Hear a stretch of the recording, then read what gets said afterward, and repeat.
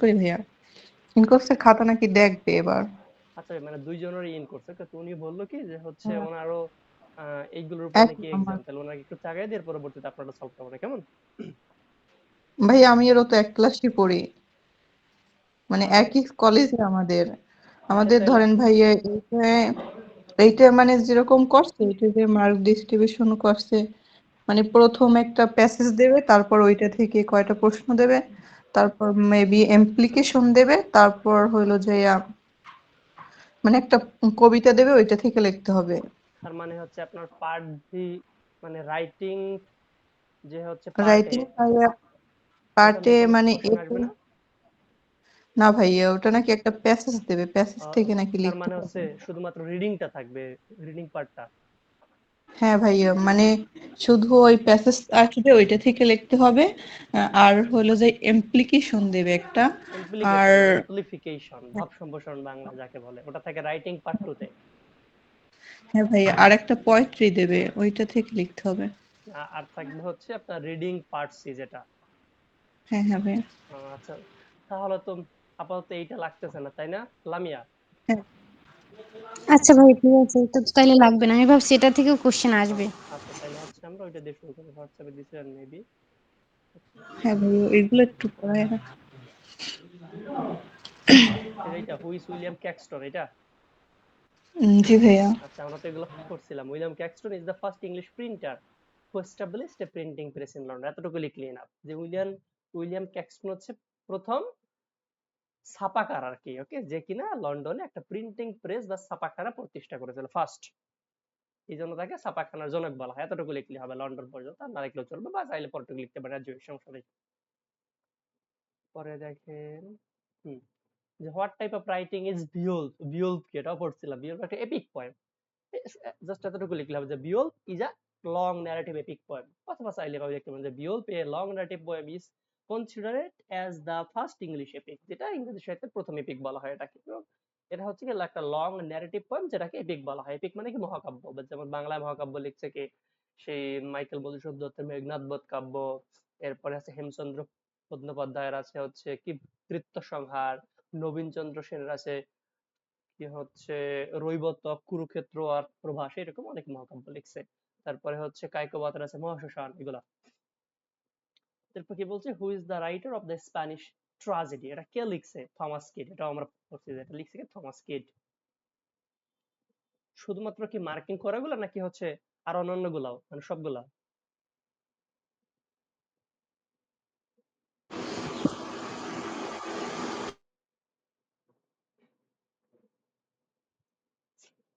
Hello Samia, শুধু কি marking করাগুলা নাকি হচ্ছে উভয়, মানে এখানে সবগুলো একেবারে? ভাই মার্কিং করা গুলো। ও আচ্ছা। এবার বলছে what is the masterpiece of Geoffrey Chaucer, Geoffrey Chaucer কি, জিওফ্রে চসার মাস্টারপিসটা কি, এটা আমরা বেশ কয়েকবার পড়ছি, পার্ট এ তে পড়ছি, পার্ট বি তে পড়ছি। সেটা হচ্ছে দ্য ক্যান্টারবারি টেলস, ওকে, যে the Canterbury tales the masters এ আছে। Is the masterpiece of, masterpiece শব্দের অর্থ হচ্ছে কোন একজন লেখকের সবচেয়ে উল্লেখযোগ্য সাহিত্যকর্মটাকে বলা হয় মাস্টারপিস, ওকে। তো জিওফ্রে চসার মাস্টারপিস হচ্ছে the Canterbury tales.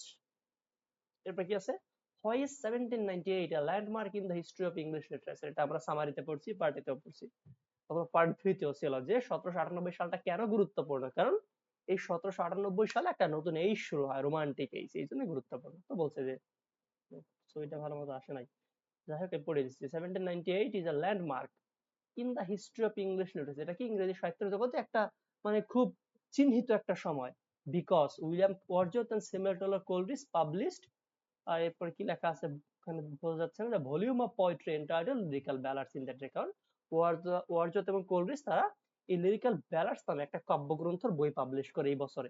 It is believe that, এবং এটা মনে করা হয় কি the romantic period in the history of English literature started with this publication, যে এই বইটা পাবলিশ করার মাধ্যমে ইংরেজি সাহিত্যে রোমান্টিক এর সূচনা হয়, এই জন্য এই এজটা খুব গুরুত্বপূর্ণ, বা এই সময়টা খুব গুরুত্বপূর্ণ। এরপরে দেখেন আর আছে এখানে না, এরপর বলছে এইটা আছে নাকি 3 নাম্বারটা, জি ভাই, ওটাও আছে। যে হু is the first translator of Bible, এটা আমরা মানে মার্কিং করা বেরিবের মধ্যে ছিল। জন ওয়াইক্লিফ, মানে ইংরেজিতে বাইবেল ল্যাটিন থেকে ইংরেজিতে প্রথম ট্রান্সলেট কে করছে, আমরা পড়ছিলাম যে জন ওয়াইক্লিফ করছে, অথবা তার আন্ডারে করা হয়েছে। সেটাকে জন ওয়াইক্লিফ, যে John Wycliffe is the first person to translate the holy Bible into English language. বাইবেলটা তো হিব্রু ভাষায় লেখা, লাতিন ভাষায়, ওকে। তো সেইটাকে ইংরেজিতে ফার্স্ট ট্রান্সলেট করছে কে? জন ওয়াইক্লিফ, যে হইছেন WYCLIFF, ক্লিফ। এরপর বলছে হু রোট মোর্টি ডি আর্থার, এটা পড়ছি আমরা, স্যার থমাস ম্যালোরি, সে মোর্টি ডি আর্থার লিখছে, ওকে। এবং এটা কিন্তু একটা প্রোজ ওয়ার্ক, প্রোজ রোমাঞ্চ। একই নামে একটা কবিতা আছে আলফ্রেড লর্ড টেনিসনের, একটা হচ্ছে কি গদ্য সাহিত্য আর একটা কবিতা। এই যে গদ্য সাহিত্য কে লিখছে, লিখছে মোর্টি কি স্যার থমাস ম্যালোরি, আর কবিতাটা লিখছে আলফ্রেড লর্ড টেনিসন। আপনাদের এখন আপাতত ওগুলো লাগবে না, ওগুলো থার্ড ইয়ার আছে। এরপর বলছে what is gunpowder plot, gunpowder plot কি? তো the gunpowder plot was an attempt by a group of Catholics, যে একদল ক্যাথলিক ধর্মের অনুসারীরা চেষ্টা করে, কি চেষ্টা করে? টু ব্লো আপ, মানে উড়াই দিতে, the king and the house of parliament, মানে রাজা এবং সংসদকে উড়াই দিতে বা উৎখাত করার চেষ্টা করে একদল ক্যাথলিক। এই চক্রান্তটাকে বলা হয় the gunpowder plot। এখানে প্লট মানে চক্রান্ত। এর বলছে which age is known as the age of decadence. Age of মানে ডিকাডেন্স বলতে আসলে আমরা কি বুঝি? তো বলছি কি decadence is a period of decline, মানে ডিকাডেন্স শব্দের অর্থ কি? ডিক্লাইন বা ডিটোরেশন, মানে ক্ষয় বা হ্রাস, অফ আর্ট সাহিত্যের, অ্যান্ড লিটারেচার মানে শিল্প বা সাহিত্যের যে হ্রাস হওয়া, কমে যাওয়া, এটাকে বলা হয় decadence. That follows an era of great achievement, এবং যেটার আগের এজটা অনেক অ্যাচিভমেন্টের একটা এজ ছিল। তার মানে আমরা জানি ইংরেজি সাহিত্যে গোল্ডেন এজ বলা হয় এলিজাবেথেন এজ, এর পরে যে এজটা আছে জ্যাকোবিয়ান এজ, সেই সময় সাহিত্যের অনেক অধপতন হয়, ওইটাকে বলা হয় কি হচ্ছে এজ অফ ডিকাডেন্স। এবং এইরকম একটা সময় ভিক্টোরিয়া এজও আছে, ওইটা বলা হয়েছে the last few decades of the Victorian age is called the age of aestheticism and decadence. যে ভিক্টোরিয়ার শেষ দিকের কিছু মানে সময়কালকে বলা হয় এজ অফ অ্যাস্থেটিসিজম এবং এজ অফ ডিকাডেন্স। বিকজ কি যে there was a fall and decay of the Victorian spirit and standard in those years, কারণ ওই সময় ভিক্টোরিয়ান এজের সাহিত্যের যে একটা স্পিরিট বা স্পৃহা ছিল সেটা আর থাকে না, মানে আগের মতো সাহিত্যকর্ম লেখা হয় না বা লিখলেও ভালো হয় না, এই জন্য ওটাকে বলা হয় এজ অফ ডিকাডেন্স।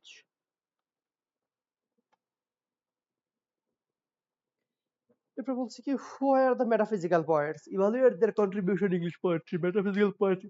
এটা তো পার্সিয়ার একটা কোশ্চেন ভাইয়া।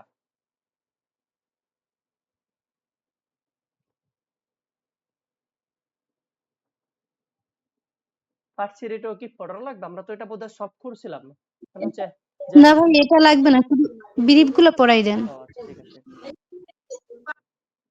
এরপরে which historical movement influence the English romantic poetry, এটা আমরা সামারিতেও পড়ছি, পার্টেতেও পড়ছি, যে রোমান্টিক এজের সময় কোন ঐতিহাসিক মুভমেন্ট বা আন্দোলনটা চলছিল? ফ্রেঞ্চ রেভলিউশন, যেটা কিনা 1789 সালে হয়, সরি 1798 সালে হয়। না, এটা তো হচ্ছে 1789 সালে হয়, এখানে ভুল লেখা আছে। ফরাসি বিপ্লব হয় 1789 সালে, ওকে, এবং সেটার ফলাফলটা 1799 সাল পর্যন্ত থাকে, এখানে একটু ভুল লেখা আছে। The French Revolution influenced romantic poetry which took place in 17, উল্টাটা হবে, এখানে 9 যাবে পরে 8 হবে আগে, ওকে। আচ্ছা এরপরে আছে দেখেন এটা কি দেয়া আছে, write down the names of 4 metaphysical poets, 4 John metaphysical কবির নাম লেখো। কি? John Donne, George Herbert, Richard Crashaw, Andrew Marvell, Henry Vaughan আছে, বিশপ কিং আছে, ওকে, এরকম 4 জন নাম লেখা দিলে হবে। এটা হচ্ছে হু রট গর্বডাক, গর্বডাক কে লিখছে? থমাস স্যাকবিলি এবং থমাস নর্টন। আচ্ছা আমি একটা কোশ্চেন জিজ্ঞেস, এটা আমরা বেশ কয়েকবার পড়ছি, গর্বডাক আসলে কি? তো সামি আপনি বলেন, হোয়াট ইজ গর্বডাক?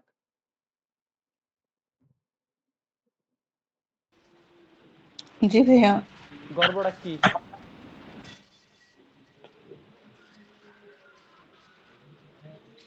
না ভাই এটা পড়ি নাই আমি। ধরেন নাই, লামিয়া বলেন।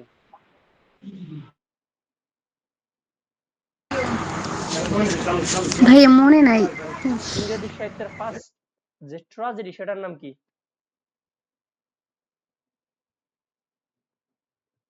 এটা মনে নাই। ইংরেজি সাহিত্যের ফার্স্ট ট্রাজেডি হচ্ছে গর্বডাক। না না, গর্বডাক। আর ফার্স্ট কমেডি হচ্ছে রাল্ফ রয়েস্টার ডয়েস্টার, ওকে, লিখছে স্যার নিকোলাস উদাল। আর ইংরেজি সাহিত্যের ফার্স্ট ট্রাজেডি হচ্ছে গর্বডাক, যেটা লিখছে থমাস স্যাকবালি এবং থমাস নর্টন। বাংলা সাহিত্যের ফার্স্ট সার্থক ট্রাজেডি হচ্ছে মাইকেল মধুসূদন দত্তের লেখা বোধহয় কৃষ্ণকুমারী, ওকে। আর ফার্স্ট কমেডি হচ্ছে বোধহয় শর্মিষ্ঠা বা পদ্মা, হ্যাঁ শর্মিষ্ঠা মেবি। আচ্ছা যাই হোক, এরপর এখানে কি বলছে, name the university wits, university wits এর নাম লিখো। যে এখানে বলছে ইউনিভার্সিটিস কারা কারা, John Lyly, Thomas Kyd, George Peele, Thomas Lodge, Robert Greene, Thomas Nashe এবং ক্রিস্টোফার মার। 7 জন আছে না? 1 2 3 4 5 6 7, হ্যাঁ 7 জন। এই 7 জনকে একসাথে বলা ইউনিভার্সিটি উইটস। এরপর কি আছে, what kind of movement is English Renaissance, এটা আমরা পড়েছি। ইংলিশ রেনেসাটা কোন ধরনের মুভমেন্ট ছিল? তো কি বলছে, the English renaissance was a cultural and artistic movement in England. এতটুকু লিখলে হয়ে যাবে। এটা কি একটা সাহিত্যিক বা শিল্পের একটা আন্দোলন ছিল, ইংরেজি মানে সেটা ইংল্যান্ডে ঘটেছিল। এরপর আমাদের চাইলে সময় লিখতে পারেন যে dating from the late 15 to the early 17th century, যেটা কিনা 15 শতাব্দীর শেষ দিকে শুরু এবং 17 শতাব্দীর শুরু পর্যন্ত চলমান থাকে। এরপর বলছে who was known as the father of English dictionary. Father of English dictionary কে, বা ইংরেজি সাহিত্যে না, ইংরেজদের মধ্যে কে ফার্স্ট টাইম ডিকশনারি লিখছে? Samuel Johnson. এটাও আমরা পড়েছি, স্যামুয়েল জনসন। জি ভাই, এটা পড়ছি। ভাইয়া সবগুলোই হয়েছে পড়া, আপনি দেখেন এগুলো সব মার্কিং করাই আছে নিশ্চিত হ্যাঁ ভাবে। এবার বলছে হু আর কল্ড ক্যাভালিয়ার পয়েটস। ওকে, যে ক্যাভালিয়ার পয়েটস কে বা কারা? তো বলছে cavalier poets is a group of English poets of the 17th century. এটা আমরা পার্ট বিতেও পড়ছি। দেখো যে 17 শতাব্দীর কিছু কবি গোষ্ঠীকে বলা হয় ক্যাভালিয়ার পয়েট। কারণ কি, তারা রাজা চার্লস ওয়ানকে সাপোর্ট করতো। Who supported King Charles one during the English civil war, যখন ইংল্যান্ডে গৃহযুদ্ধ চলতেছিল। এতটুকু লিখলে হয়ে যাবে, বা চাইলে আরো লিখতে পারেন যে দে আর কল্ড ক্যাভালিয়ার্স, যে তাদেরকে কেন ক্যাভালিয়ার বলা হয়? Because of their loyalty to Charles one, কারণ তারা চার্লস ওয়ানের অনুসারী বা তারা লয়াল মানে বিশ্বস্ত ছিল। During the English civil wars as opposed to round heads, এবং মানে যখন কিনা একটা গৃহযুদ্ধ চলতেছিল রাউন্ড হেডদের এগেইনস্টে। হু সাপোর্টেড পার্লামেন্ট, যারা কিনা পার্লামেন্টকে সাপোর্ট করতো। ওই উপরের এই ওয়ার পর্যন্ত লিখলে এটা হবে, আর কিছু লাগবে না।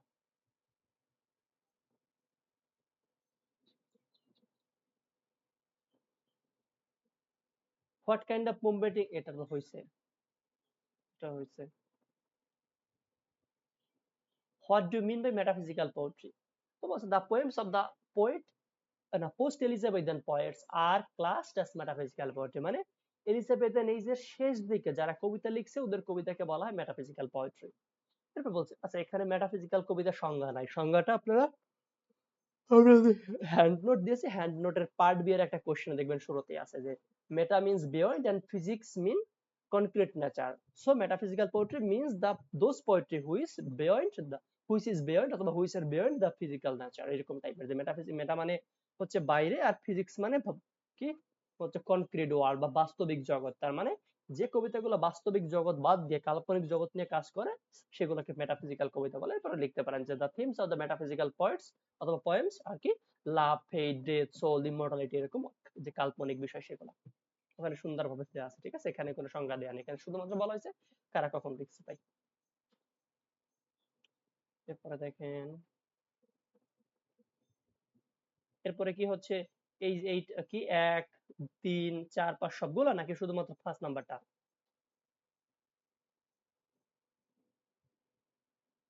ভাইয়া 4 আর 5 নাম্বারটা। 4 আর 5 তো বলছে what does the authorized version of the bible mean? authorized version of bible বলতে আমরা কি বুঝি?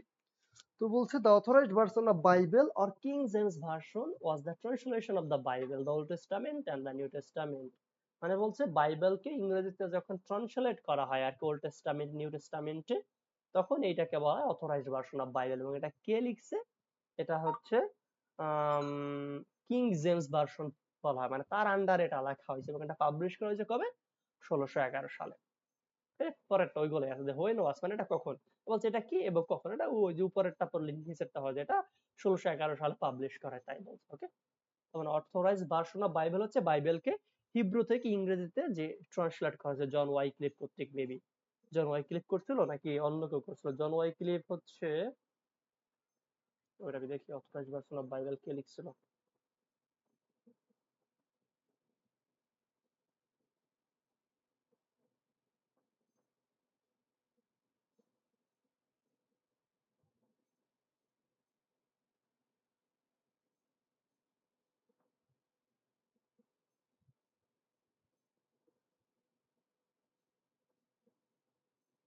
অনেকে প্রায় 47 আছে যে না,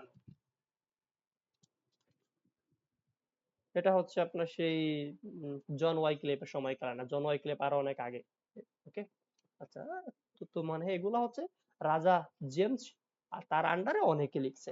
আচ্ছা দেখো, এরপরে কে বলছে যে name some tragedies of by Shakespeare আমরা পড়ছি কি Hamlet, Othello, King Lear, Macbeth, Julius Caesar ইত্যাদি ইত্যাদি, তার বিখ্যাত বিখ্যাত যে ট্রাজেডি গুলো আছে।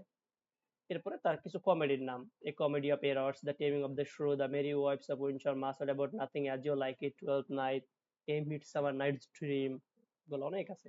তার টোটাল কমেডি বোধহয় হচ্ছে কয়টা, টোটাল 37টা নাটকের মধ্যে 12টা হচ্ছে হিস্টোরিক্যাল পেলে, বাকি 25টা হচ্ছে ট্রাজেডি আর কমেডি। তো 25টার মধ্যে বোধহয় আম, কয়টা, 10টা বোধহয় এক্স্যাক্টলি মনে নাই, মনে হয় 15টা হচ্ছে ট্রাজেডি, আর অথবা 14টা ট্রাজেডি 11টা কমেডি, এরকম এক্স্যাক্টলি মনে নাই। আচ্ছা তার একটা টোটাল 37টা নাটক আছে। এরপরেরটা দেখেন, এই 15 নাম্বারটা কি আছে, হোয়াট ইজ মোরালিটি প্লে?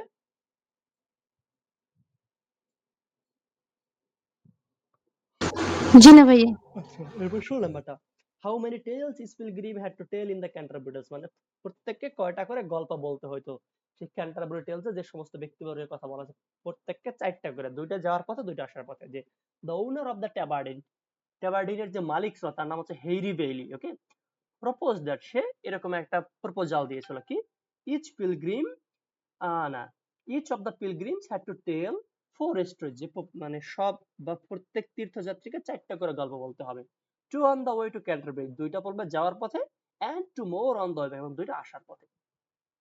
এরপর কি বলছে যে what is Canterbury tales, Canterbury tales কি, the Canterbury tales is a collection of 24 stories, এটা কি 24টা গল্পের সমষ্টি, that runs to over 17,000 lines written in middle English by Geoffrey Chaucer, যেটা প্রায় 17,000 উপর লাইন আছে, এবং যেটা লিখছে কে, জিওফ্রে চসার। কারণ কেন নাকি না, আচ্ছা, যে বিটুইন 1837 না 1387 এন্ড 1400, যে যেটা কিনা সেই 1387 থেকে 1400 সালের সময় লেখা হয়। এরপরে দেখেন,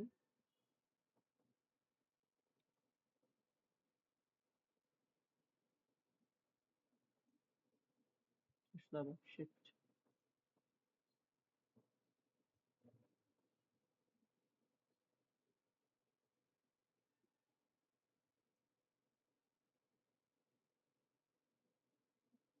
কোন পার্ট হয়েছে নাকি, এটা পড়ছি, এটা পড়ছি, এটা পড়ছি, এটা পড়ছি, এটা হয়েছে ফার্সি ছিল, এটা হয়েছে ইউনিভার্সিটি, ওইখানে একটা বাদ গেছে, who is call the poet's poet, Edmund Spenser is call the poet's poet, Edmund স্পেন্সারকে পোয়েটস পয়েট বলা হয়।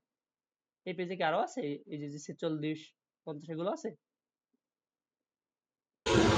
জি ভাই, ওই গোলাপি কালার গুলো আর রেড কালার গুলো। আচ্ছা আচ্ছা, ওইটাই আছে, ওকে।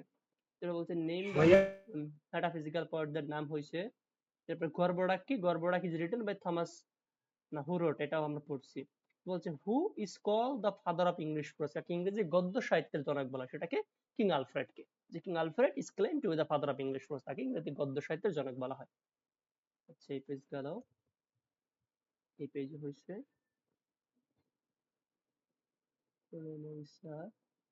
এটা হইছে, এটাও হইছে, এটা হইছে, এটা হইছে, এটা হইছে, এটাও মাত্র পড়াইলাম, এইটা। এরপরে হচ্ছে what is 100 years war, 100 years war কি, বা শতবর্ষ যাবত যুদ্ধটা কি, কাদের মধ্যে হয়, তো বলছে the name of the 100 years war has been used by historians since the beginning of the 19th century to describe the long conflict that pitted the kings and kingdoms of France and England against each other from 1337 to 1453, মানে 1337 থেকে 1453 সাল পর্যন্ত England এবং ফ্রান্সের মধ্যে বেশ কয়েকবার খণ্ডযুদ্ধ হয়, সেইগুলাকে এই ঊনবিংশ শতাব্দীতে এসে কিছু হিস্টোরিয়ানরা নাম দিয়েছে 100 ইয়ার্স ওয়ার বা শতবর্ষ যাবত যুদ্ধ। এরপর বলছে how many pilgrims are going to Canterbury tales, Canterbury টেলসে কতজন কি মানে পিলগ্রিম ছিল বা হচ্ছে কতজন সন্ন্যাসী যাচ্ছিল তারা ক্যান্টারবারি টেলসে, সেই স্যার থমাস বা সেন্ট থমাস বেকের তার যে মাজার আছে সেইখানে, মানে যে সেগুলো দেখার জন্য আর কি, একটা হিস্টোরিক্যাল জায়গা। তো বলছে Chaucer's long poem the Canterbury tales follows the journey of a group of pilgrims, Chaucer Canterbury tales আসলে একদল সন্ন্যাসীদের একটা জার্নির কথা বলা হয়েছে। 31 ইনক্লুডিং চশার হিমসেলফ, যেখানে টোটাল কয়জন ছিল, 31 জন মেম্বার ছিল এবং চশারও ছিল, মানে টোটাল 32 জন ছিল।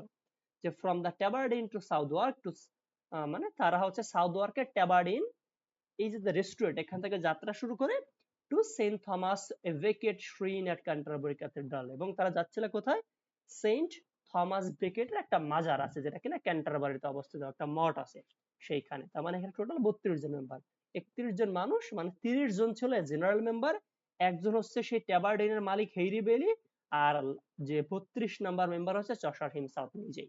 ওকে, টোটাল 32 জন। উপরে বোধহয় আর নাই। এরপর কি বলছে যে name two great Anglo Saxon poets, Anglo Saxon এই যে দুজন বিখ্যাত কবির নাম বলো, কি, ক্যাডমন আর কিউনেউলফ, এই দুজন হচ্ছে অ্যাংলো সেকশনের যে দুজন বিখ্যাত কবি। ওকে, একে ক্যাডমনও বলে কিডমনও বলে, ক্যাডমন বা কিডমন অথবা কিউনেউলফ। When did the restoration take place and who was restored to English throne? Restoration কখন শুরু হয়? 1660 সালে কে ইংল্যান্ডের সিংহাসনে বসে? চার্লস দ্য সেকেন্ড, ওইটা বলা আছে।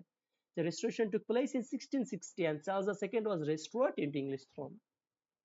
বলছে who are call the pioneers in English novel, English নভেলের পাইনিয়ার বা অগ্রদূত বা সূচনাকারী কারা? Daniel Defoe, Samuel Richardson, Henry Fielding are called the pioneers of English novel, এদেরকে ইংরেজি নভেলের সূচনাকারী বা অগ্রদূত বলা হয়। এরপর বলছে why is the year 1066 important to the study of English literary history? ইংরেজি সাহিত্যের জগতে 1066 সালটা কেন গুরুত্বপূর্ণ? দুইটা কারণে। এক, এই বছর একটা যুদ্ধ হয় যেটাকে বলা হয় ব্যাটল অফ হেস্টিংস, আর একটা কারণ কি, এইটার মাধ্যমে ইংরেজি সাহিত্যের নতুন একটা যুগের শুরু হয় যেটাকে আমরা বলি কি মিডল এজ। তো এই জন্যই হচ্ছে এই সময়টা বা এই সালটা বেশ গুরুত্বপূর্ণ। যে the year 1066 is important in the study of English literary history because it marks the ending of Old English period, যেটার মাধ্যমে Old English periodটা শেষ হয় and the beginning of the Middle English period, এবং Middle English period শুরু হয়। এরপর বলছে why is 1798 a landmark in the history of English literature? এটা আমরা আগেও পড়ছি যে এই যে ওয়ারজত কলরিজ একটা বই পাবলিশ করে যেটার মাধ্যমে রোমান্টিকের সূচনা, এই জন্য এটা খুব গুরুত্বপূর্ণ একটা সময়।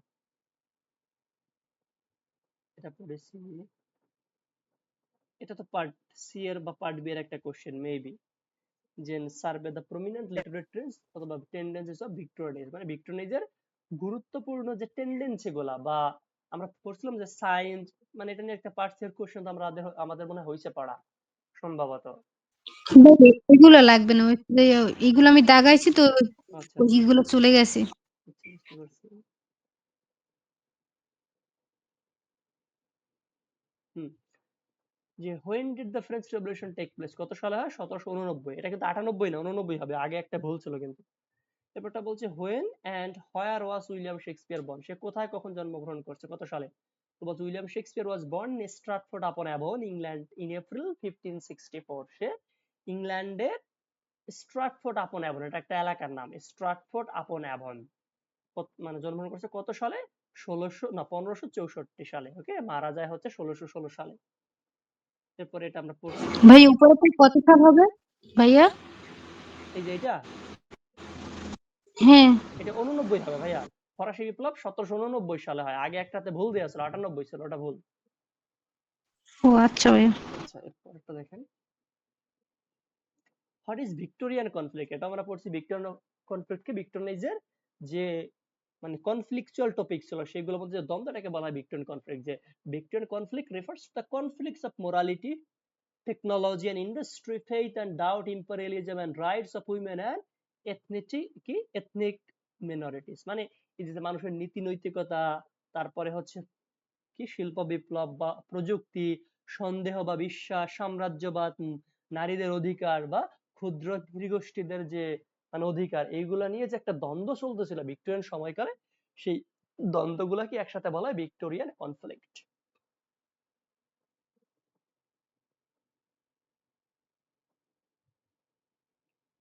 when does Sergius Higher Love vanish? Sergius এর তো ইন্ট্রোডাকশন টু ড্রামা থেকে যে সার্জিয়াস এর হায়ার লাভ কখন ভ্যানিশ হয়ে যায়? After talking about higher love Raina leave Sergius, মানে হায়ার লাভ নিয়ে। আচ্ছা, আমি এই দুই সাবজেক্ট এখনো মার্কিং করতে পারিনি, সময় পাইনি ভাইয়া, দেখি সময় পাইলে মার্কিং করে দিতে পারি। বলছে যখন কিনা রাইনা সার্জিয়াসের সাথে তাদের হাইয়ার লাভ নিয়ে কথাবার্তা বলতেছিল এবং সে তার যে টুপিটা আনার জন্য যায়, সার্জিয়াস তখন হচ্ছে লৌকার সাথে ফ্লিট করা আরম্ভ করে। ওটা বলছে যে হি টক্স টক্স নাকি না he takes his eye slowly away from Raina and sees Louka. তখন সার্জিয়াস সে রাইনার উপর থেকে তার দৃষ্টি সরে লৌকার উপরে দৃষ্টি দেয়। And his higher love vanishes at the sight of Louka. তার মানে লৌকাকে দেখি তার হাইয়ার লাভটা ভ্যানিশ বা নিশ্চিহ্ন হয়ে যায়। ভাই এইটা শর্ট করে দেওয়া যায় না? এখানে লিখতে পারেন যে Sergius higher love vanishes when he sees Louka and starts to flirt with her। মানে সে যখন লৌকাকে দেখে এবং তার সাথে ফ্লিট করতে আরম্ভ করে, ওই সময় তার হায়ার লাভ ভ্যানিশ হয়ে যায়। এভাবে লিখতে পারেন ভাইয়া। মানে ভাই আপনি যে লাইনটা বলছেন শুধু ওই লাইনটা? হ্যাঁ, এগুলা বাদ দিয়ে টোটালি উঠে লিখবেন যে সার্জিয়াস হাইয়ার লাভ ভ্যানিশ হয়ে যায় কখন? when he sees লৌকা, যখন সে লৌকাকে দেখে, and he starts flirt with her, এবং সে তার সাথে ফ্লিট করতে আরম্ভ করে। আমি কি লিখে দেবো নাকি নিজেরা লিখতে পারবেন?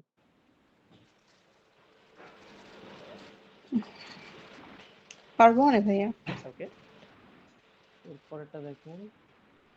না এটা তো কি হয়ে গেছে।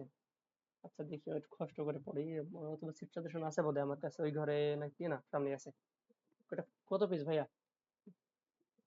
45 লামি তুমি একটু ছবি তুলে দাও না হলে এই করে। করেন না, 44 পেজ না 44 নাম্বার কোন কোশ্চেন? হায়ার লাভ রাইনা না? পাবো ফ্রেডরিক 44। হুম, বলছে what according to Raina is higher love. রাইনার মতে হাইয়ার লাভটা কি? তো কি বলছে? According to Raina higher love is spiritual love. যে হাইয়ার লাভকে একটা spiritual love. It is a state of mind, এটা মনের একটা অবস্থা অফ এ পারসন, একজন ব্যক্তির, who could not do anything base or think anything ignorable, যে কোনো কিছু খারাপ ভাবতেও পারে না, চিন্তাও করতে পারে না। when the person he or she loves is in his or her mind, মানে যখন সে অন্য কোনো ব্যক্তিকে ভাবে। তার মানে সহজে বললে হায়ার লাভ হচ্ছে মনের একটা অবস্থা যখন একজন ব্যক্তি আরেকজন ব্যক্তিকে এতটাই ভালোবাসে যে সে অন্য কারো কথা বা অন্য কিছু নিয়ে সে চিন্তাও করতে পারে না। এই অবস্থা, এই স্টেটটাকে বলা হয় হায়ার লাভ। এটা লিখতে পারেন হচ্ছে higher love is a state of mind. Okay, মানে ফার্স্ট হায়ার লাভ, এরপর is a state of mind, মানে ইটের ফার্স্ট লাইন বাদ, এরপর ইটের পরিবর্তে higher love is a state of mind হবে পার্সনের পরিবর্তে লাস্টটুকু লিখতে হবে।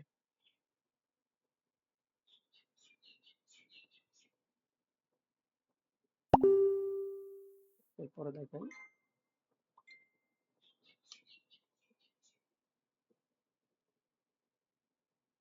why did Bartley go to the Galloway fair? কেন সে গ্যালোওয়ে ফেয়ারে গিয়েছিল? He went to the Galloway fair to sell two horses. সে তার দুইটা ঘোড়া বিক্রি করার জন্য গ্যালোওয়ে ফেয়ারে গিয়েছিল। What did the priest inform Kathleen and Nora? priest Kathleen এবং নোরাকে কি বলছিল? তো বলছে the priest informs Kathleen and Nora that a body that may be their brother Michael, মানে একটা ডেড বডি খুঁজে পাওয়া গেছে যেটা হতে পারে তোমাদের মানে যে হারিয়ে যাওয়া হয় মাইকেলে, has washed up on the shore of Donegal, মানে সেটা কিনা ডনেগাল থেকে ভেসে আসছে। washed up মানে ভেসে আসা, far to the north, অনেক উত্তরের একটা, মানে অনেক উত্তরের একটা জায়গা। এবার বলছে how did Bartley die? Bartley কিভাবে হচ্ছে মারা গেছে? এতগুলা লেখা লাগবে না, লিখতে পারেন যে যে the Theraponic knocks him over into the sea and he is carried by the strong wind। এই যে হচ্ছে এইখান থেকে যে the Theraponic বলতে ধূসর কালার যে ঘোড়াটা, knocks him তাকে লাথি মারে, over into the sea সমুদ্রে ফেলে দেয়, and he is carried by the strong high waves to the white rock, এবং সমুদ্রের মানে প্রচন্ড ঢেউ তাকে একটা পাথরের সাথে আজড়ে গিয়ে ফেলে বা ধাক্কা দেয় আর কি, and dashed against him। ওকে, এবং এভাবেই সে মূলত মারা যায়। তার মানে দা থেকে শুরু করে দেম পর্যন্ত লিখলেই হবে। এখানে আর নাই, এখানে অনেকগুলো আছে। যে what does arms in the answer suggest? Arms দ্বারা এখানে কি বোঝাচ্ছে? আর্মস শব্দের অর্থ ওয়ার, যুদ্ধ। বলছে হোয়াট ইজ স্লিপ নিডজা? স্লিপ নিডজা কি? Slip নিডজা is a town in western Bulgaria, এটা কি? সে পশ্চিম বুলগেরিয়ার একটা শহর। হোয়ার took place the servo Bulgarian, যেখানে সার্বিয়ান এবং বুলগেরিয়ানদের মধ্যে একটা যুদ্ধ হয়েছিল। Which chocolate cream soldier? Chocolate cream soldier কে? সে হচ্ছে লার্নসলি, যে হচ্ছে রাইনা তাকে নাম দেয় চকলেট ক্রিম সোলজার, BLUNTSCHLI, লার্নসলি। এরপর বলছে What is an anti-romantic comedy? Anti-romantic comedy কি?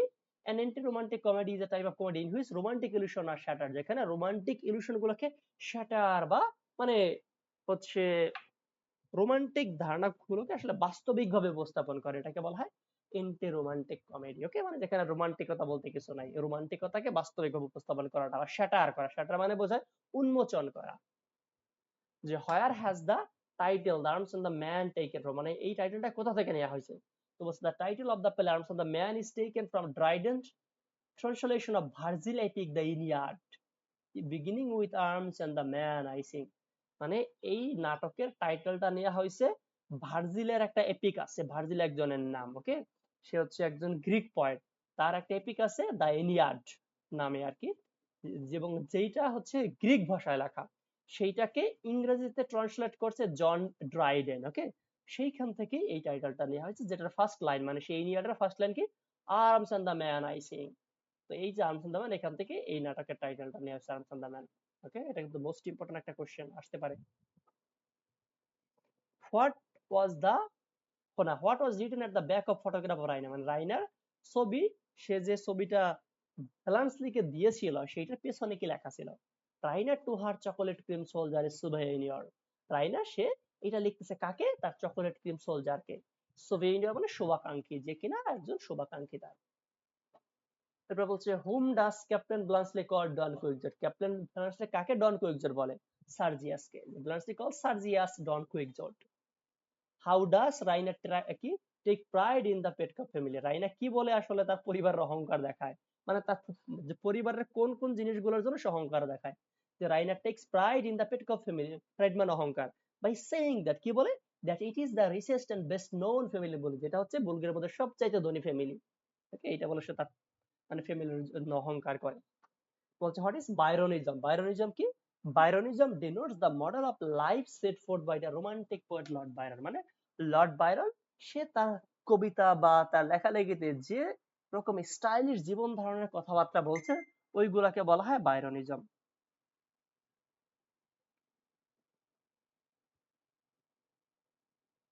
এরপরে কি আছে?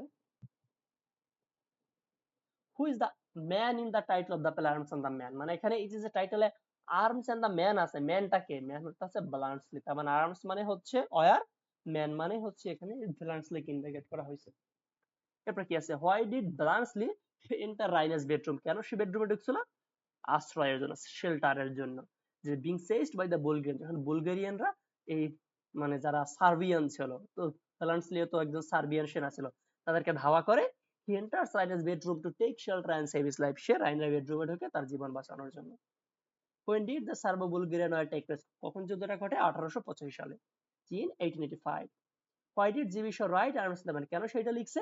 GB Shaw wrote Arms on the Man to condemn war, মানে যুদ্ধকে ঘৃণা করার জন্য, মানে যুদ্ধ যে কতটা ভয়ানক সেখানে অ্যাড হবে না, এন্ড হবে, and its glorification, এবং এটার আসলে ভালো দিক কোথায় সেটা বোঝানোর জন্য, and to prove that, এবং এটা প্রমাণ করার জন্য that marriage is a biological necessity not romance, এবং বিয়ে আসলে একটা মানুষের জৈবিক প্রয়োজন, কোনো রোমান্স টাইপের কিছু না, লাভ টাভ রোমান্স, বাট বিয়েটা মানুষের মানে একটা জৈবিক প্রয়োজন। এই মানে মানে যুদ্ধ এবং বিয়ে এইগুলা বা লাভের যে বাস্তবতা এটা বোঝানোর জন্য সে নাটকটা লিখছে। বলছে ফ্রম হোয়ার ডিড রাইনার drive her romance ideas about, কি রোমান্টিক আইডিয়াস অফ সার্জিয়াস, মানে রাইনার মধ্যে তো রোমান্টিসিজম আছে, এগুলো সে কোথা থেকে নেয় বা এগুলো সে কোথা থেকে জানছে? বলছে রাইনার drived her romantic ideas about Sergius from her reading, সে যখন এই সমস্ত বই পড়ছে কার? Of the romantic poetry of Byron and Pushkin, Byron বা পুশকিনের রোমান্টিক কবিতাগুলো, মানে এই কবিতাগুলো যখন সে পড়ছে তখন তার মধ্যে এই যে রোমান্টিসিজম জাগ্রত হয়েছে, বা এক কথায় সে রোমান্টিক আইডিয়াগুলো ওখান থেকে পেয়েছে। অথবা এখানে আরো আছে যে দা English and the Russian poets of her seeing of the sentimental operas at Bucharest, অথবা সে যখন সেই যে কি বুলগেরিয়ার রাজধানী যে বুখারেস্ট আর কি, ওকে, সেইখানে যে অপেরা গুলো বা যে নাটকগুলো উপস্থাপন করা হয় সেইগুলো দেখার মাধ্যমে সে তার রোমান্টিসিজম বা রোমান্টিক ধারণাগুলো ধারণ করছে তার মধ্যে।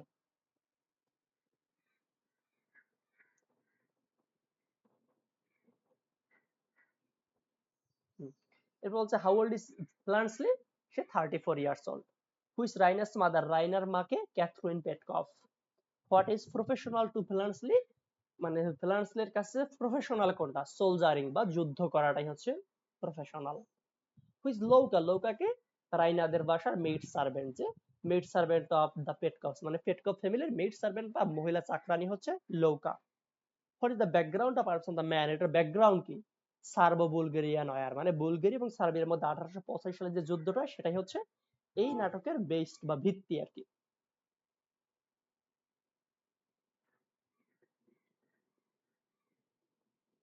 কি বলছে, what is the message of Riders to the Sea, এটার মেসেজ কি? তো বলছে the message of Riders to the Sea is that no man at all can be living forever, কোনো মানুষ চিরদিন বসবাস করতে পারে না, and we must be satisfied, এবং আমাদের সন্তুষ্ট হতে হবে, even at once premature death, যদি একজন ব্যক্তি অল্প বয়সেও মারা যায়, if one gets a decent burial, যদি সে একটা ভালো অন্ত্যেষ্টিক্রিয়া, মানে তার কবরটা ভালো মতো দেওয়া যায়, এইটা নিয়ে আমাদের সন্তুষ্ট হওয়া দরকার, কারণ কোন মানুষই বেশি দিন জীবিত থাকতে পারে না বা চিরদিন জীবিত থাকতে পারে না। ওকে, সুতরাং সে যতই অল্প বয়সে মারা যাক, আমাদের সন্তুষ্ট হওয়া দরকার। Where did Michael buy the stick for his mother? Michael তার মায়ের জন্য স্টিক কোন জায়গা থেকে কিনেছিল? কোনেমারা যে বাজারটা আছে ওইখান থেকে, যে Michael bought the stick for his mother from কোনেমারা। এরপর কি আছে, who are the surviving children of Maury at the beginning of the play, মানে একেবারে নাটকের শুরুতে মৌরিয়ার একমাত্র জীবিত ছেলেটা কে ছিল? বার্টলি। ওকে, তারপর কি বলছে, what kind of play Riders to the C, এটা হচ্ছে একটা ওয়ান অ্যাক্ট ট্রাজেডি, মানে এটা একটা ট্রাজেডি যেখানে একটা অ্যাক্ট আছে, অন্যান্য নাটকে কিন্তু 5টা অ্যাক্ট থাকে, বাট এটা একটা অ্যাক্ট আছে। Name the sons of Maurya who died in the sea, মৌরিয়ার কোন কোন ছেলে সমুদ্রে মারা গেছে তাদের সম্পর্কে লেখা, যেখানে স্টিফেন, শন, শিমাস, পস, মাইকেল, বার্টলি, মানে তো 6 ছেলের সবাই মারা যায় আস্তে আস্তে। বলছে where was the dead body of Michael found, Michael dead body কোথায় মানে খুঁজে পাওয়া গেছে? যে we learn from Nora that Michael's dead body was found by two smugglers who are travelling illegal whiskey by a small boat is in, আচ্ছা এতগুলা লাগবে না, ওকে, জাস্ট এতটুকু লিখতে পারেন যে Michael dead body was found হচ্ছে in the far north near the black cliff. Okay, যে মাইকেলের ডেড বডি অনেক উত্তর থেকে পাওয়া গেছে, যেটা কিনা ব্ল্যাক ক্লিফের কাছাকাছি। ক্লিফ শব্দের অর্থ বোঝায় যে মানে ছোটখাটো উপত্যকা, ওকে, মানে পর্বতের মতো। তো সে মানে ওইটার কাছাকাছি সে উত্তরের যে জায়গা ওখান থেকে পাওয়া গেছে। বা চাইলে এখানে ডনেগাল জায়গাটা আছে না, ওটাও মেনশন করতে পারেন। আরেকটা কোশ্চেন ছিল ডনেগাল, ডিও ডাবল এল জিএল, ডনেগাল। ওকে, যেটা ডেড বডিটা সেই ব্ল্যাক ক্লিফের কাছাকাছি অনেক উত্তরের একটা জায়গা ডনেগাল, ওখান থেকে ভেসে আসছে। হচ্ছে why does Maurya want Bartley not to sail to Connemara, যে মৌরিয়া কেন সে চায়নি তার ছোট ছেলে বার্টলি কোনেমারাতে সেল করতে যাক, মানে সেখানে যাক, কারণ সে জানে সে গেলে মারা যাবে। যে Maurya does not want Bartley to sail to the mainland অথবা কোনেমারা বিকজ সে ভয় পাচ্ছিল that the boat journey to Connemara shall be very dangerous, যে এটা খুব ভয়ানক হবে, as the storm blowing hard from the south, কারণ দক্ষিণ থেকে প্রচন্ড বেগে ঝড়ো বাতাস উঠছিল, and west will make the sea turbulent, এবং মানে পশ্চিম আকাশ থেকে বা পশ্চিম দিক থেকে যে ঝড়টা আসছে এটা খুব টার্বুলেন্ট বা ভয়ানক হচ্ছে। এই জন্য মৌরিয়া তার সন্তানদেরকে যেতে দিতে চায়নি, মানে তার সন্তানদের যেতে দিতে চায় না। এক মিনিট।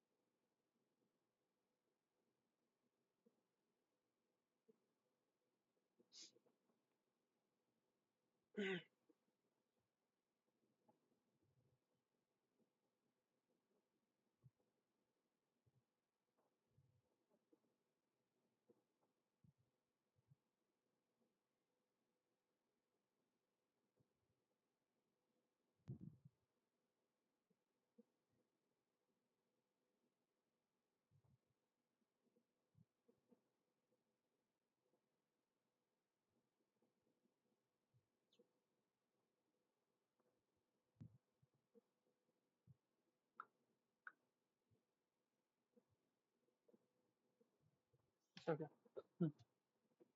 এবার কি বলছে, what does the holy water signify, holy water দ্বারা আসলে কি বোঝায়, ওকে, বা এটা মানে কোনটাকে সিগনিফাই করে। তো এখানে কি বলছে যে দ্য হোলি ওয়াটার,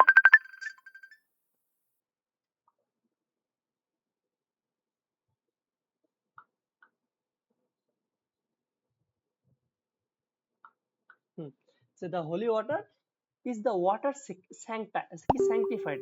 স্যাংটিফাইড শব্দের অর্থ মানে পবিত্র করা আর কি, বাই প্রেয়ার মানে যেটা প্রার্থনার মাধ্যমে, মানে আমরা বলি না যে পানি পড়া, ওইটাকে বলা হয়েছে holy water.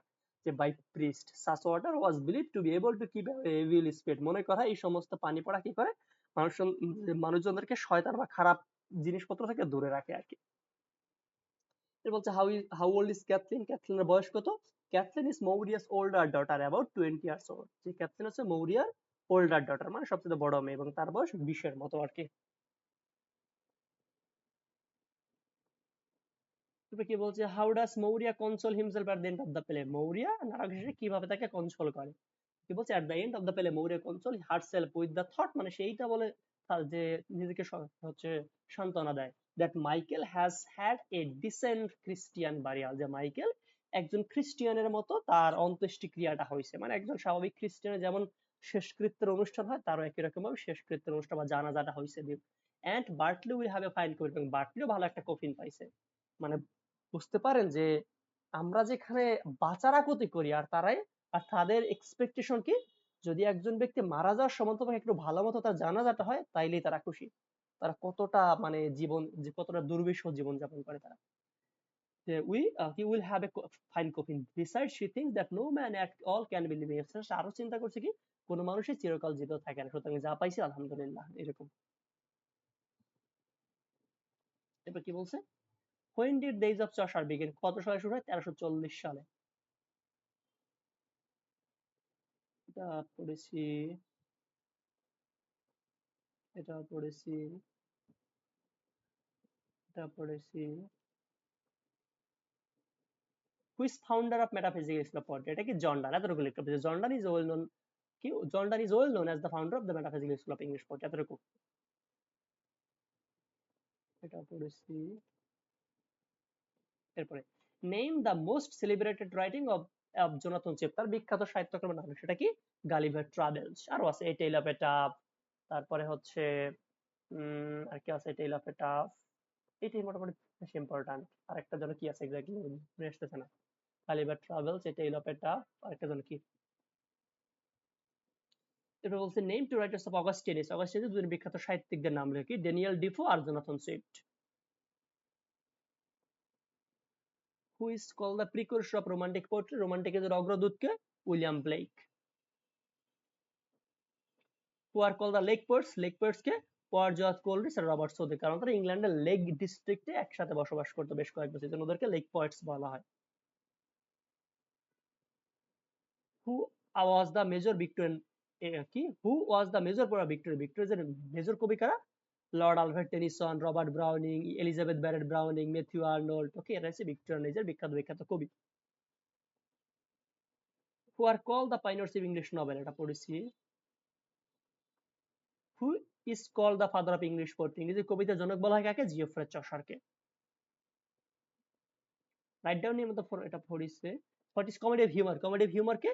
The comedy of humour is a genre of dramatic comedy, এটা কি? নাটকের এক রকমের কমেডি, মানে একটা কি সরি যে কমেডি না, কমেডি নাটকের এক রকমের জনরা বা ধারা বা শাখা, that focuses on a character of range of character, মানে যেটা ফোকাস করা হয় একজন ক্যারেক্টার বা একাধিক ক্যারেক্টারের উপর, ইচ অফ হুম, যাদের প্রত্যেকের মধ্যে exhibit two or more overriding traits or humour, যারা মানে সবাই বা মানে যাদের উপর ফোকাস করা হয় তারা কি করে? তাদের চরিত্রের মধ্যে ভুল ত্রুটি বা হাস্যরসটাকে ফোকাস করা হয়। এই জন্য এই নাটকের, এই টাইপের নাটকের নাম হয় কমেডি অফ হিউমার। এটা এরকম টাইপের নাটক আপনারা থার্ড ইয়ার উঠলে পাবেন।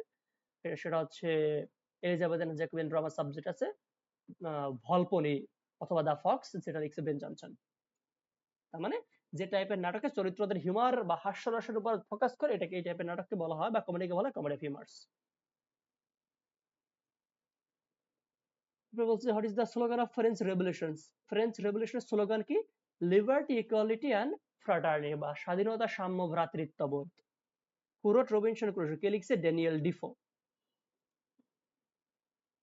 তারপরে who is the first translator of Bible, বাইবেলকে ফার্স্ট ইংরেজিতে ট্রান্সলেট করছে কে? John Wycliffe. সে বলছে who popularize the comedy of manners, comedy of manners কে বা কারা পপুলারাইজ করে? জর্জ এথেরেইস, উইলিয়াম কনগ্রিভ, আরেকজন আছে জর্জ ওয়াইচার্লি, এনাদের মতো লেখকেরাই হচ্ছে কমেডি অফ ম্যানারকে জনপ্রিয়তা অর্জন করায়। তো হচ্ছে who wrote the Spectator, Sir Richard Steele আর জোসেফ এডিসন, মানে এডিসন আর স্টিল তারা দুজনে মিলে স্পেক্টেটর নামে একটা ম্যাগাজিন পাবলিশ করছে। হোয়াট ইজ মোরালিটি পেলে, এটা আমরা পড়েছি, আচ্ছা না এটা হয় না ম্যাডাম, যে মোরালিটি পেলে কি? মোরালিটি শব্দটা নৈতিকতা, তার মানে যে নাটকে নৈতিকতা সম্পর্কিত বিষয় বলে থাকে এটাকে বলে মোরালিটি পেলে। যে মোরালিটি পেলে ইজ অ্যান এলিগোরিক্যাল ড্রামা, এটা কি একটা রূপকাশ্রয়ী নাটক, পপুলার ইন ইউরোপ, যেটা ইউরোপে জনপ্রিয় ছিল ডিউরিং দ্য 15 and 16 সেঞ্চুরি, এই সময়কালে।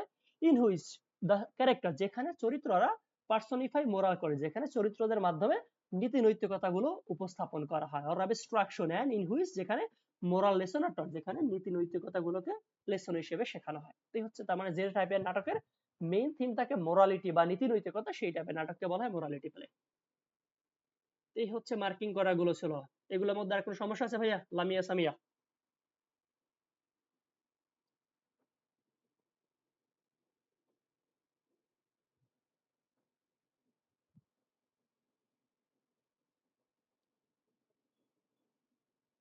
হ্যালো ভাইয়া, সমস্যা আছে কি? ভাইয়া ও মার্ক করে দিছে, কোনটা ও ভাইয়া? বলতে পারবে। ভাইয়া ও মার্ক করে দিছে, ও বলতে পারবে। আচ্ছা আচ্ছা। আমি তো বই আনি নাই। ভাইয়া বুঝি নাই কি বলছেন, তার মানে সমস্যা বলছি ছিল। ভাইয়া যে হচ্ছে যে যতগুলো মার্কিং করে দিয়েছিলেন সবগুলো শেষ করলাম, এগুলো তার কোনো সমস্যা আছে? জি না ভাইয়া। আচ্ছা, আর হচ্ছে আপনাদের এক্সাম কবে? নোটিশে দিছিল না যে 15 তারিখের ভিতরে এক্সাম নিতে হবে, মানে জুলাইয়ের। তা তো আমি জানি না, এমনিতে আপনাদের কলেজ হ্যাঁ থেকে ওই নোটিশ। আপনাদের ভাইয়া না বোর্ড থেকে নোটিশ দিচ্ছে, কিন্তু আমাদের কলেজ দিয়ে এখনো ডেট দেয় নাই। আচ্ছা, এমনিতে জাস্ট একটা মানে হচ্ছে কোন টপিক থেকে কোশ্চেন আসতে পারে তাই এখানে একটা ধারণা দিছি তো। জি ভাইয়া। হ্যাঁ আচ্ছা, তো আমরা এখানে হিস্টোরি পড়লাম আর হচ্ছে ড্রামা পড়লাম, রোমান্টিক পোয়েট্রি মার্কিং করে দেয় নাই নাকি? না ভাই ওইটা দেয় নাই। আচ্ছা আচ্ছা, ঠিক আছে। তাহলে আপাতত এই দুটো সলভ করতে থাকেন। এরপরে হচ্ছে যদি কোনো সমস্যা হয় সেটা তো দরকার আমি আবার বুঝিয়ে দিতে, মানে যদি সমস্যা থাকে আর কি। আর তাহলে নেক্সট ক্লাসে আমরা আবার গত ক্লাসে যেটা পড়তেছিলাম অ্যাডভান্স রিডিং রাইটিং স্কিল, ওইটা দিয়ে শুরু করবো, মানে কেমন? আচ্ছা ভাই ওই যে হ্যাঁ ভাইয়া। রিডিং রাইটিং স্কিলটা আছে, ওটার যে পোয়েট্রি দিয়ে যে কোশ্চেন আসবে, হুম। ওইটা একটু বুঝাই দিলে ভালো হইতে আহ, নেক্সট ক্লাসে। আচ্ছা আচ্ছা, ঠিক আছে। তাহলে নেক্সট ক্লাসে আগে হচ্ছে যেগুলা পার্ট বি এ না পার্ট এর মার্কিং করা আছে ওইটা মার্কিং করে পড়ে দেন আমরা যে হচ্ছে পার্ট সি এর যে পোর্ট্রি গুলো সে কিভাবে লিখতে হয় ওগুলো মানে দুই একটা জাস্ট ভাইয়া পড়ে পড়ে এরপরের দিন একটু ভাইয়া ইনকোর্সের গুলো পড়ি, কারণ ওই ইনকোর্সের খাতা নাকি এবার দেখবে, আগে তো কোনো সময় দেখে না। তো হচ্ছে আমরা যে অ্যাডভান্স রিডিং রাইটিং স্কিল পারবো ওটাও 3 কোর্সে আছে, মানে হচ্ছে আপনারা বলতেছেন যে ওইটা দিয়ে পড়াইতে, তো এই জন্য মানে কি ওইটা পড়াইলে না ওই ভালো হয় না? পোয়েট্রিটা আগে পড়াইবেন, মানে বি পার্ট না রোমান্টিক। সি পার্টের যে পোয়েট্রি অংশ ওইটা আগে পড়াইবেন, ওটা নাকি আসবে। আচ্ছা, তাইলে হচ্ছে যেটাতে মানে পড়াইলে সুবিধা আপনার নেক্সট ক্লাসে বলে ওইটা দিয়ে শুরু করা, মানে কেমন? ঠিক আছে ভাইয়া। আচ্ছা ভাইয়া।